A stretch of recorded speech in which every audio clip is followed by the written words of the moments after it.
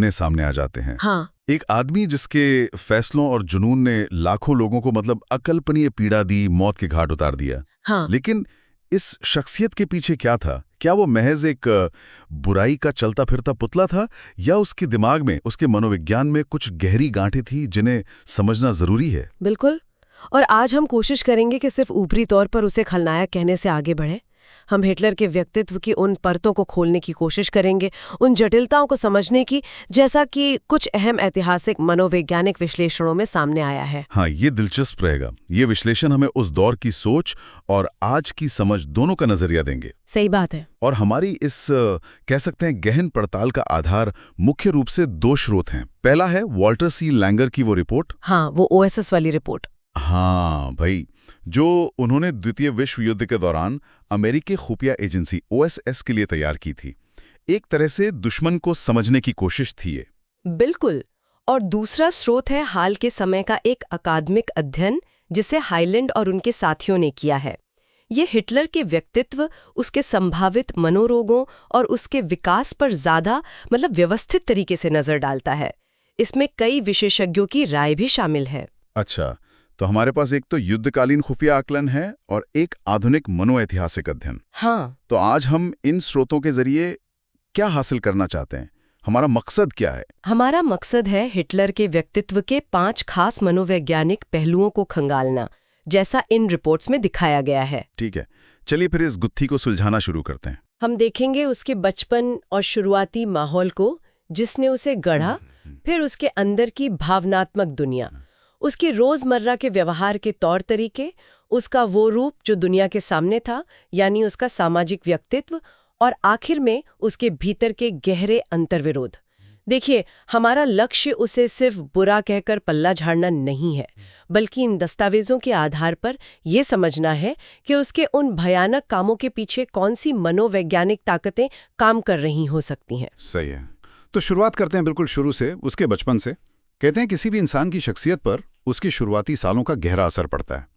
Hitler के मामले में ये कैसा था? उसने अपनी किताब माइन काम्फ में तो माता पिता की एक आदर्श छवि बनाई थी। हाँ, बनाई थी। लेकिन लैंगर और हाइलैंड के विश्लेषण कुछ और ही कहानी बताते हैं, है ना? बिल्कुल।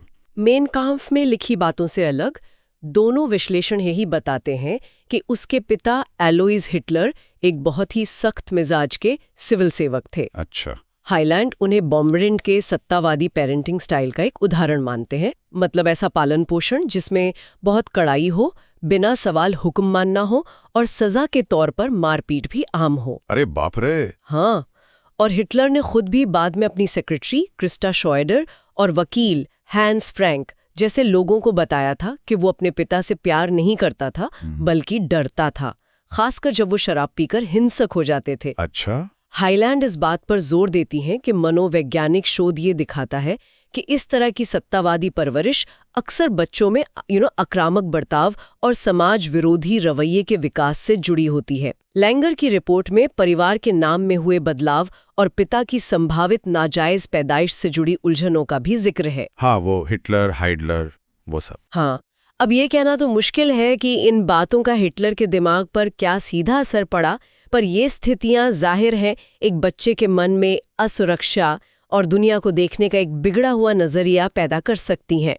लैंगर का मानना था कि पिता का बर्ताव खासकर शराब पीने के बाद घर में एक डर का माहौल बनाता था, जिसे हिटलर बर्दाश्त नहीं कर पाता था। और उसकी माँ क्लारा पुएल्ज़ल, माँ के साथ उसका रिश्ता कैसा था? पिता के इस डर के साये में माँ की क्या भूमिका रही होगी? क्लारा को ज्यादातर एक सीधी साधी, दयालु, विनम्र और काफी धार्मिक महिला बताया गया है। एडोल्फ के जन्म से पहले वो अपने 3 बच्चे खो चुकी थीं, जिनकी बचपन में ही मौत हो गई थी। तो शायद इसी वजह से एडोल्फ के लिए उनका प्यार और फिक्र कुछ ज्यादा ही थी। और एडोल्फ भी उन्हें बहुत चाहता था। उनके यहूदी डॉक्टर थे एडवार्ड ब्लॉच। हाँ, उनका जिक्र आता है। हाँ। हाइलैंड और लैंगर दोनों ने उनका हवाला दिया है। वो कहते हैं कि माँ बेटे का रिश्ता असाधारण रूप से करीबी था। लैंगर का विश्लेषण इसे एक मजबूत भावनात्मक जुड़ाव, शायद मां पर जरूरत से ज्यादा निर्भरता के तौर पर देखता है। कुछ मनोविश्लेषणात्मक सिद्धांत जैसे एरिक फ्रॉम का, जिसका जिक्र हाइलैंड करती हैं, इस गहरे मातृ लगाव को बाद में हिटलर के जर्मनी यानी मातृभूमि के प्रति जुनून से जोड़ते हैं। अच्छा, ये दिलचस्प कनेक्शन है। हाँ, और क्लारा की मौत 1907 में स्तन कैंसर से हुई और इसका हिटलर पर बहुत गहरा असर पड़ा। डॉक्टर ब्लोच ने कहा था कि उन्होंने क्लारा की मौत पर एडोल्फ जितना दुखी और टूटा हुआ किसी को नहीं देखा था। बचपन में भाई बहन भी थे, क्या उनसे कोई कंपटीशन या ऐसा कुछ असर रहा? हाँ, लैंगर के अनुसार ये भी एक अहम पहलू हो सकता है। उसका छोटा भाई था एडमंड, जिसकी 6 साल की उम्र में 1900 में खसरे से मौत हो गई।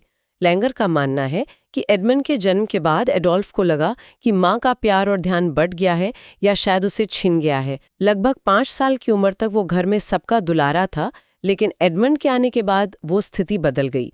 ये अनुभव भी उसके अंदर असुरक्षा या ध्यान खींचने की जरूरत को बढ़ा सकता था। और स्कूल, उसकी शुरुआती नाकामयाबियां, क्या इन्होंने भी उसे वो बनाया जो वो बना? बिल्कुल।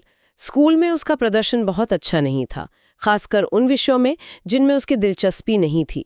लैंगा बताते हैं कि बाद में भले ही उसने खुद को एक प्रतिभाशाली छात्र के तौर पर पेश करने की कोशिश की हो, लेकिन उसके रिपोर्ट कार्ड्स कुछ और ही कहानी कहते हैं। मतलब मैथ्स वगैरह में कमजोर था? हाँ, गणित और जर्मन जैसे विषयों में वो कमजोर था। ड्राइंग और जिम्नास्टिक्स में जरूर उसे उत्कृष्ट ग्रेड मिले थे, लेकिन सबसे बड़ा झटका था वियना एकेडमी ऑफ आर्ट्स द्वारा 2 बार 1907 और 1908 में उसे दाखिला देने से इनकार करना। हाँ, ये तो काफी बड़ा रिजेक्शन रहा होगा। बहुत बड़ा। लैंगर के अनुसार इस नाकामी के बाद वियना में उसने जो जिंदगी गुजारी, गरीबी, पुरुषों के हॉस्टल में रहना, पोस्ट कार्ड और छोटी मोटी पेंटिंग्स बेचकर गुजारा करना, ये सब उसके व्यक्तित्व पर हावी होता गया। लैंगर के मुताबिक इसी मुश्किल दौर में उसने राजनीतिक पर्चे पढ़ना शुरू किया और उसके अंदर यहूदी विरोधी भावनाएं जड़ पकड़ने लगीं। खासकर कार्ल लुएगर जैसे नेताओं के विचारों से वो काफी प्रभावित हुआ। तो ये नाकामयाबियां और वियना का अनुभव उसके मन में कड़वाहट भर रहे थे। हाँ, दुनिया के खिलाफ शिकायतें, ये सब पनप रहा था। बचपन के इन अनुभवों ने जाहिर है उसके भावनात्मक ताने बाने पर असर डाला होगा। लैंगर की रिपोर्ट खास तौर पर उसकी अंदरूनी भावनात्मक दुनिया की कुछ दिलचस्प परतें खोलती हैं, है ना? अपमान को लेकर वो बेहद संवेदनशील था, गर्व बहुत ज्यादा था और कमजोरी का डर भी। यहाँ असल में क्या चल रहा था? हाँ, ये उसका भावनात्मक कोर है। लैंगर का विश्लेषण साफ बताता है कि हिटलर आलोचना या चुनौती बिल्कुल बर्दाश्त नहीं कर पाता था। अगर कोई मुश्किल सवाल पूछता या उसकी बात काटता तो वो अक्सर बचकर निकल जाता था या फिर भड़क जाता था। अच्छा। उसमें गजब का घमंड था और साथ ही एक मसीहा कॉम्प्लेक्स भी। मतलब ये गहरा और अटूट विश्वास कि उसे किसी खास मकसद के लिए चुना गया है, कि वो भाग्य द्वारा जर्मनी का उद्धार करने के लिए भेजा गया है। 1936 में जब उसने राइनलैंड पर कब्जा किया तो उसने कहा था, मैं एक नींद में चलने वाले की सटीकता और सुरक्षा के साथ अपने रास्ते पर चलता हूं। वो सच में मानता था कि कोई दैवीय शक्ति उसे रास्ता दिखा रही है। वाह, मतलब खुद को भगवान का भेजा हुआ दूत समझना। कुछ वैसा ही, लेकिन इस बाहरी आत्मविश्वास और घमंड के पीछे कमजोरी का एक गहरा डर छिपा था।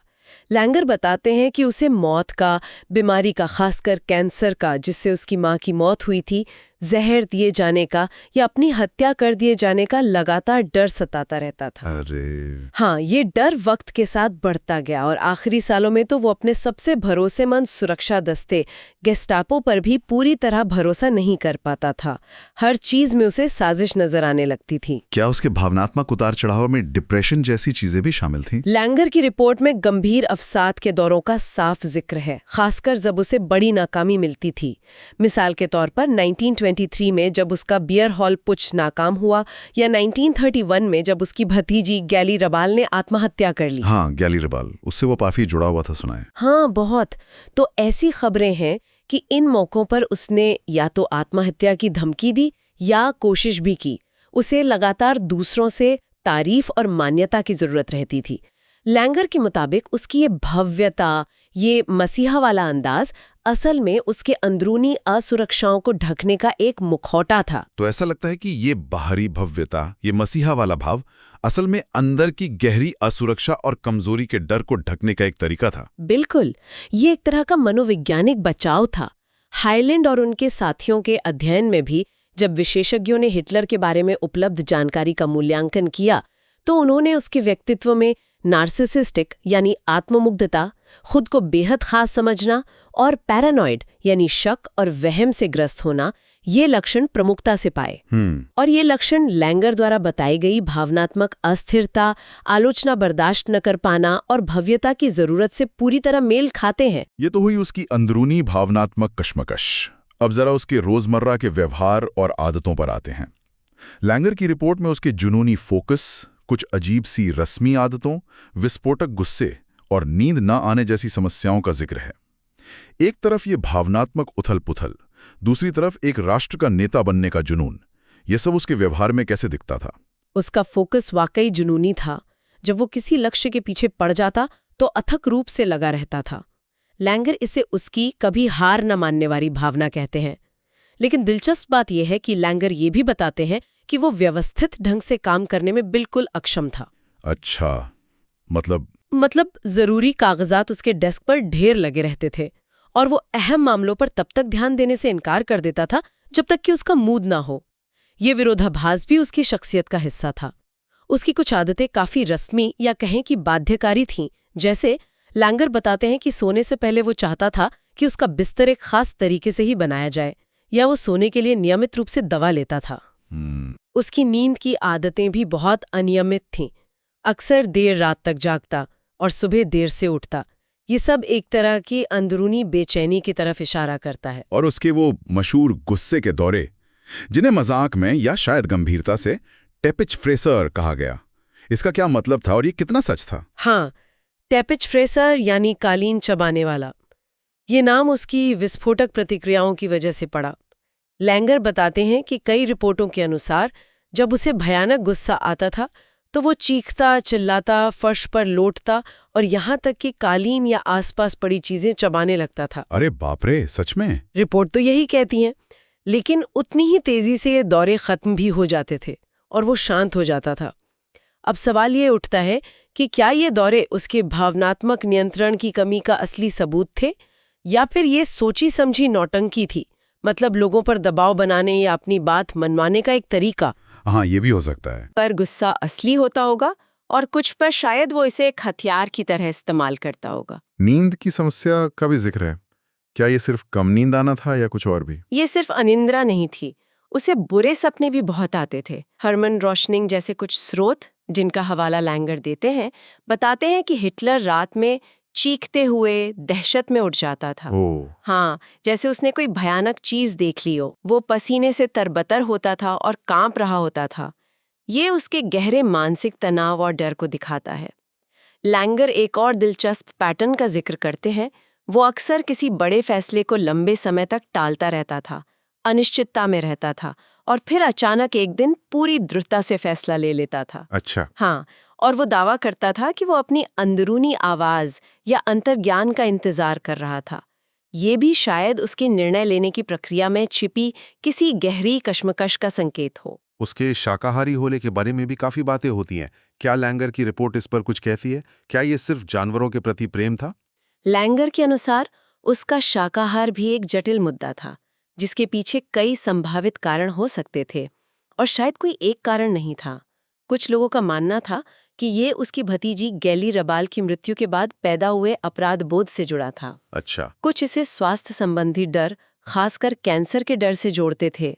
कुछ का कहना था कि ये जानवरों के प्रति सहानुभूति दिखाने का एक तरीका था, जो उसके क्रूर कामों के बिल्कुल विपरीत था। लैंगर इसे भी एक तरह का मनोवैज्ञानिक बचाव मानते हैं, शायद अपनी क्रूरता को संतुलित करने की एक अचेतन कोशिश। ये दिलचस्प है कि इतना शक्तिशाली वक्ता और सार्वजनिक जीवन में इतना दबदबा रखने वाला व्यक्ति निजी जीवन में इतना अजीब और असहज कैसे हो सकता था? लैंगर निजी बातचीत में उसे कैसा बताते हैं? लैंगर उसे निजी जीवन में, खासकर छोटी मोटी सामाजिक बातचीत में, काफी अजीब और असहज बताते हैं। वो हल्की फुल्की गपशप में शामिल नहीं हो पाता था और अक्सर लंबे लंबे एकालाप में खो जाता था, यानी बस खुद ही बोलता रहता था, सामने वाले की ज्यादा सुनता नहीं था। अच्छा, मतलब बस अपनी कहता रहता था। हाँ बिल्कुल, वो लोगों से, यहाँ तक कि अपने करीबी साथियों से भी एक औपचारिक दूरी बनाए रखता था। ये दिखाता है कि उसका सार्वजनिक रूप और निजी रूप कितने अलग थे। यहीं पे बड़ा सवाल उठता है, अगर वो निजी तौर पे इतना अजीब और असुरक्षित था, तो फिर वो लाखों लोगों को अपनी बातों से कैसे मोह लेता था? उसका वो करिश्मा जिसका इतना जिक्र होता है, वो कहाँ से आया? लैंगर की रिपोर्ट यकीनन इस पर काफी रोशनी डालती होगी। बिल्कुल, उसका करिश्मा काफी हद तक उसके भाषण देने की कला पर टिका था। लैंगर बताते हैं कि शुरुआत में मंच पर जाने से पहले उसे घबराहट होती थी। अच्छा, उसे भी? हाँ, होती थी, लेकिन धीरे धीरे वो एक बेहद शक्तिशाली और प्रभावी वक्ता बन गया। उसकी खासियत ये थी कि वो भीड़ की सामूहिक भावनाओं को, उनके डरों और उनकी उम्मीदों को बड़ी कुशलता से समझ लेता था और फिर उन्हीं का इस्तेमाल करता था। लैंगर ने उसे एक भूकंप मापी की तरह बताया, जैसे सिस्मोग्राफ जमीन की हलचल पकड़ लेता है, वैसे ही हिटलर भीड़ के जज्बातों को पकड़ लेता था। वाह, क्या उपमा है। हाँ, उसके भाषणों में तर्क कम और भावनाओं को उकसाना ज्यादा होता था। ये बात उसने खुद माइंड कॉम्फ में भी लिखी थी कि आम जनता तर्क से ज्यादा भावनाओं और दृढ़ इच्छा शक्ति से प्रभावित होती है। वो सरल नारों, विषयों को बार बार दोहराता था और लोगों के दिलों में सीधी अपील करता था। उसकी आवाज, उसके हाव भाव सब मिलकर एक सम्मोहक असर पैदा करते थे। क्या उसकी शारीरिक बनावट या उसका व्यक्तित्व शुरू से ही प्रभावशाली था? लैंगर के अनुसार शुरुआत में कई लोगों ने उसे साधारण, यहाँ तक कि अनाकर्षक भी पाया था। छोटा कद, कुछ अजीब से हाव भाव। वो मूंछें भी। हाँ, उसकी ऑस्ट्रियन बोली का लहजा भी कुछ लोगों को खटकता था। लेकिन जैसे जैसे वो सत्ता के करीब पहुंचा और फिर सत्ता हासिल की, प्रचार के जरिए उसकी एक खास छवि गढ़ी गई। लाखों पोस्टरों, फिल्मों और अखबारों ने उसे एक मजबूत इरादों वाले, दूरदर्शी और लगभग दैवीय नेता के रूप में पेश किया। उसकी आंखों को अक्सर बहुत सम्मोहक और भेदने वाला बताया जाता था, जो शायद उसके तीव्र फोकस का नतीजा रहा हो। और उसके भाषण देने का अंदाज, क्या उसमें भी कुछ खास था? हाँ, उसके भाषण सिर्फ शब्द नहीं होते थे, वो पूरे नाटकीय प्रदर्शन होते थे। लैंगर बताते हैं कि वो अक्सर जानबूझकर मीटिंगों या रैलियों में देर से पहुंचता था, ताकि माहौल बने। हाँ बिल्कुल, जिससे लोगों में इंतजार और तनाव बढ़े। फिर स्टॉर्म ट्रूपर्स के सुरक्षा घेरे में उसका भव्य प्रवेश होता था।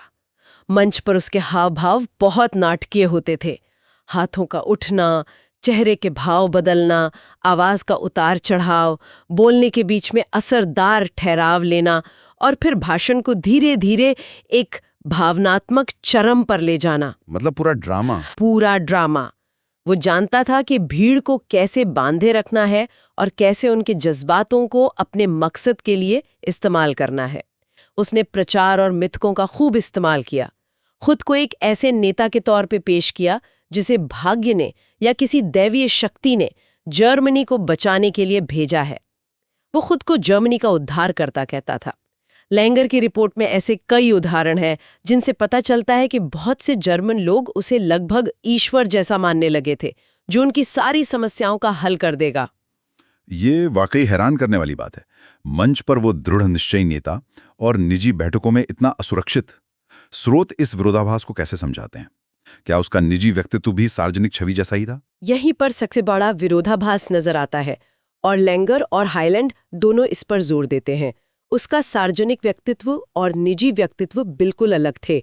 मंच पर दहाड़ने वाला, आत्मविश्वास से भरा दिखने वाला हिटलर निजी मुलाकातों में, खासकर अगर वो किसी ऊंचे तबके के या बौद्धिक व्यक्ति से मिल रहा हो, तो अक्सर असुरक्षित, अजीब और यहाँ तक कि विनम्र भी नजर आ सकता था। अच्छा, विनम्र भी? हाँ, कुछ रिपोर्टों में ऐसा कहा गया है। जैसा हमने पहले बात की, वो छोटी बातचीत में असहज था और लंबे एकालाप पसंद करता था। हाईलैंड और उनके साथियों के अध्ययन में भी ये बात सामने आई। विशेषज्ञों ने हिटलर के बारे में उपलब्ध विवरणों के आधार पर उसके व्यवहार में दूसरों को संरक्षण देने वाला, मतलब खुद को श्रेष्ठ समझते हुए दूसरों पर कृपा दिखाना और श्रेष्ठता का भाव पाया। हाईलैंड के अध्ययन में इसे संभावित पैरानॉइड सिजोफ्रेनिया के लक्षणों से जोड़ा गया, जहां व्यक्ति बाहरी दुनिया से कटा हुआ महसूस करता है और दूसरों के प्रति अविश्वास रखता है। तो ये दोहरापन उसकी शख्सियत का एक केंद्रीय हिस्सा था। और अब आते हैं आखिरी लेकिन शायद सबसे अहम पहलू पर, उसके व्यक्तित्व के गहरे अंतरांतरिक अंतर्विरोध। एक तरफ गहरी असुरक्षा, दूसरी तरफ खुद को मसीहा समझने का भ्रम, अपनी पहचान और मकसद के लिए एक खास विचारधारा पर पूरी तरह निर्भर हो जाना। तो इस सब का क्या मतलब निकलता है? इन स्रोतों के आधार पर हम इसे कैसे समझ सकते हैं? ये वाकई एक अहम नुक्ता है। लैंगर और हाईलैंड दोनों के विश्लेषण इसी तरफ इशारा करते हैं कि उसकी जो भव्यता की भावना थी, जिसे ग्रैंडियोसिटी कहते हैं, और जो मसीहा होने का भ्रम था, वो असल में उसकी गहरी असुरक्षा, नाकाफी होने की भावना और अपमानित होने के डर को छिपाने का एक मनोवैज्ञानिक कवच था। कवच जैसा। हाँ, बिल्कुल। लैंगर इसे उसके बचपन के अनुभवों से जोड़ते हैं। पिता का सख्त रवैया, माँ पर अत्यधिक निर्भरता, स्कूल और कला अकेडमी में मिली शुरुआती नाकामयाबियां, इन सब ने शायद उसके आत्मसम्मान को चोट पहुंचाई होगी, जिसकी भरपाई वो बाहरी दुनिया में ताकत और मान्यता हासिल करके करना चाहता था। उसे दूसरों से तारीफ और पुष्टि की लगातार और बहुत ज्यादा जरूरत थी। और जैसे जैसे उसे राजनीतिक सफलता मिलती गई, उसका ये भव्यता का भ्रम और मजबूत होता गया। हाँ, और इसमें नाजी विचारधारा की क्या भूमिका थी? नाजी विचारधारा ने उसे वो ढांचा और मकसद दिया जिसकी उसे शायद तलाश थी। लैंगर के अनुसार ये विचारधारा उसके अंदर के खालीपन को भरने का एक जरिया बन गई। ये उसे अपनी निजी नाकामयाबियों, अपनी कुंठाओं और अपनी नफरत का दोष मढ़ने के लिए आसान शिकार मुहैया कराती थी, जैसे यहूदी, कम्युनिस्ट या वर्साय संधि। ये विचारधारा उसे अपने विनाशकारी आवेगों और क्रूरता को सही ठहराने के लिए एक तर्क देती थी, एक ऊंचा मकसद देती थी। वो अपनी नफरत को देश प्रेम और नस्लीय शुद्धता का जामा पहना सकता था। तो क्या इन विश्लेषणों में किसी खास मनोवैज्ञानिक निदान या बीमारी की तरफ इशारा किया गया है? क्या लैंगर और हाईलैंड के अध्ययन किसी सहमति पर पहुंचते हैं? लैंगर ने युद्ध के समय उपलब्ध जानकारी के आधार पर हिटलर को न्यूरोटिक, जो साइकोटिक होने की कगार पर है, माना था। न्यूरोटिक जो साइकोटिक होने की कगार पर, इसका क्या मतलब हुआ? न्यूरोटिक मतलब जिसमें चिंता, डर और भावनात्मक अस्थिरता हो, लेकिन वास्तविकता से संपर्क बना रहे। साइकोटिक मतलब जहां वास्तविकता से संपर्क टूटने लगे, भ्रम और वहम हावी हो जाए।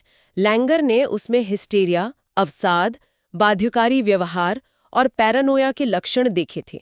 उन्होंने हिटलर की शख्सियत को एक युद्ध भूमि जैसा बताया, जहां कई विरोधी ताकतें लगातार लड़ रही थीं। और हाईलैंड का अध्ययन? हाईलैंड और उनके साथियों का हालिया अध्ययन, जिसमें कई विशेषज्ञों ने हिटलर के जीवन और व्यवहार का विश्लेषण किया, वो कई संभावित निदानों की ओर इशारा करता है। इसमें पैरानॉइड शिज़ोफ्रेनिया सबसे प्रमुख रूप से सामने आया, जिसके लक्षणों में वहम, भ्रम, सामाजिक कटाव और अजीब व्यवहार शामिल हैं। इसके साथ ही narcissistic personality disorder (NPD), anti social personality disorder (ASPD) और सेडिस्टिक पर्सनालिटी डिसऑर्डर (SPD) के लक्षण भी पाए गए। ओह, काफी सारे डिसऑर्डर्स। हाँ, और ये आधुनिक निदान लैंगर द्वारा किए गए कई अवलोकनों, जैसे पैरानोया, भव्यता, सहानुभूति की कमी और क्रूरता, से काफी मेल खाते हैं। लैंगर ने एक द्वैत या ड्युअलिटी का भी जिक्र किया था, है ना? डॉक्टर जेकल और मिस्टर हाइड की तरह। हाँ, लैंगर ने हिटलर के व्यक्तित्व में एक गहरा द्वैत देखा था। एक तरफ वो नरम दिल, कला प्रेमी, जानवरों से प्यार करने वाला नजर आ सकता था, जैसे शाकाहार वाली बात। हाँ बिल्कुल। तो दूसरी तरफ वो बेहद कठोर, क्रूर और विनाशकारी बन जाता था, जैसे एक ही इंसान के अंदर दो बिल्कुल अलग शख्सियतें हों। ये द्वैत उसके व्यवहार में अचानक होने वाले बदलावों में दिखता था।